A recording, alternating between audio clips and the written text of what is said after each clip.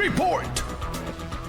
Isinagawa ang unang pagpupulong para sa Metro Lawag at Metro La Union Public Transport Pre-Investment Study o PTPIS na naglalayong pag-aralan at mapabuti ang sistema ng pampublikong transportasyon sa rehiyon. Sa pagpupulong, tinalakay ang kasalukuyang sitwasyon ng transportasyon, mga isyong kinakaharap ng mga pasahero at ang mga posibleng solusyon upang mas mapadali at maging mas ligtas ang pagbiyahe sa mga lungsod at probinsya. Ang aktibidad ay nagbigay ng pagkakataon para sa mga kalahok na ibahagi ang kanilang obserbasyon at mungkahi na magiging batayan sa pagbuo ng komprehensibong plano sa transportasyon. Kasama rito ang pagmumodelo ng daloy ng trapiko, koordinasyon sa pagitan ng mga ahensya at lokal na pamahalaan, at pagtukoy sa mga lugar na nangangailangan ng mas mahusay na serbisyo. Sa pamamagitan ng programang ito, layunin ng Land Transportation Office Region 1 na makapaglatag ng mga konkretong hakbang para sa mabisa at ligtas na pampublikong transportasyon para sa mga mananakay.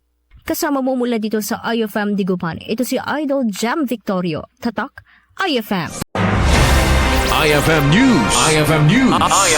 IFM News!